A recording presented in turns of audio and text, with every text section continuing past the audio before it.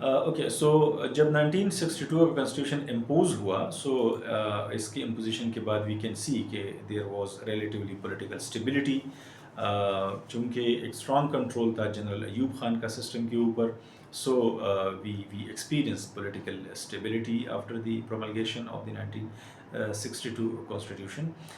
We also see the rapid economic growth, جس میں industrial sector میں اور ایگریکلچر سیکٹر میں اچھی خاصی گروتھ ہو چکی تھی، ترقی ہو چکی تھی. ایڈمنسٹریٹو ریفارمز ہو چکے تھے اس میں بہت زیادہ.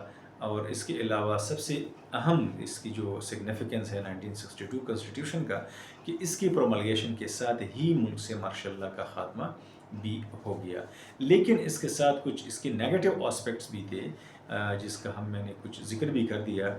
کہ ایک تو اس میں excessive powers were given to the president. Presidential power جو تھے وہ بہت زیادہ تھے، اور وہ نہ صرف فیڈرل گورنمنٹ کو ڈائریکٹلی کنٹرول کر رہے تھے بلکہ پروونشل میٹرز میں بھی ڈائریکٹلی وہ انٹرفیئر کر سکتے تھے. ویک پولیٹیکل پارٹیسپیشن تھا اس میں، چونکہ ریسٹرکٹڈ فرنچائز تھا. بی ڈی ممبرز ہی کو اختیار تھا کہ they can participate as an electorate in the vote during elections. تو جنرل پبلک کو یہ حق نہیں دیا گیا تھا کہ دے کوڈ الیکٹ دیئر ریپرزینٹیٹیوز. سو اس وجہ سے جو پولیٹیکل پارٹیسپیشن تھا وہ بہت زیادہ ویک رہا. اس کے علاوہ ایبڈو ایک قانون بھی بنایا گیا تھا جس کے تحت الیکٹو باڈیز ڈسکوالیفیکیشن ایکٹ جو تھا وہ امپلیمنٹ کر دیا گیا، جس کے تحت بہت سارے سینئر پولیٹیشنس کو ڈسکوالیفائی کر دیا گیا تھا. Though it was a federal system, لیکن there was lack of provincial autonomy. As I told you کہ ان دی فیڈریشن سب سے امپورٹنٹ چیز جو ہے that is actually the provincial autonomies, یا صوبائی خود مختاری بہت زیادہ اس کی اہمیت ہوتی ہے. اور اس کنسٹیٹیوشن نے یہ پروونشل اٹانومی کو نیگیٹ کر دیا تھا، اور پریزیڈنٹ کو بہت زیادہ اوور ویلمنگ اختیارات جو تھے وہ دے دیے تھے. اور importantly it was in era of the suppression of the opposition کو بہت زیادہ سپریس کیا گیا تھا. ان کو بہت زیادہ یعنی ایبڈو کے تحت وغیرہ جو قوانین تھے اس کے تحت ان کو ڈسکوالیفائی کرنا، ان کو جیل میں ڈالنا وغیرہ، یہ پریکٹسز اس وقت جو تھے وہ ہو چکے تھے. ٹھیک ہے. اچھا، اس کے علاوہ اس ایرا کے اندر پہلا پریزیڈنشیل الیکشن بھی ہوا، دیٹ واز ہیلڈ ان 1965. اور جنرل اس میں دو مین کنٹینڈرز تھے، کنٹسٹنٹ جو تھے. One was general Ayub Khan of course, and the second one was Fatima Jinnah, who was the sister of Quaid Azam محمد علی جناح.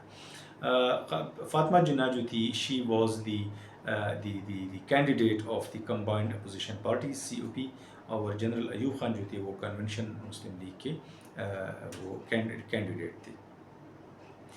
اور اس میں ایک سگنیفیکنس اس کی یہ ہے کہ جو فاطمہ جناح تھی, she actually become a symbol of democratic resistance and democratic struggle.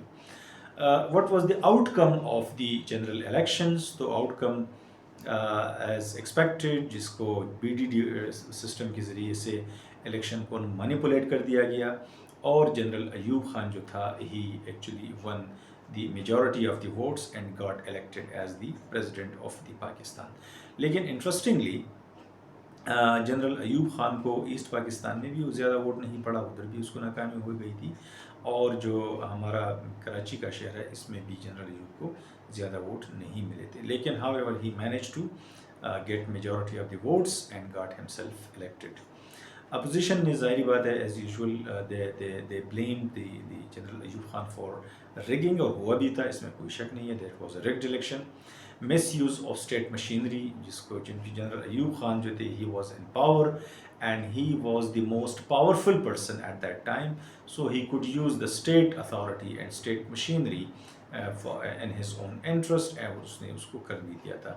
Manipulation of electoral process, as I told you کہ جو 80,000 لوگ تھے, that was a limited number of the electorates, جن کو بڑے آسانی کے ساتھ مینیپولیٹ کیا جا سکتا تھا, اینڈ ان کو کر بھی دیا گیا تھا.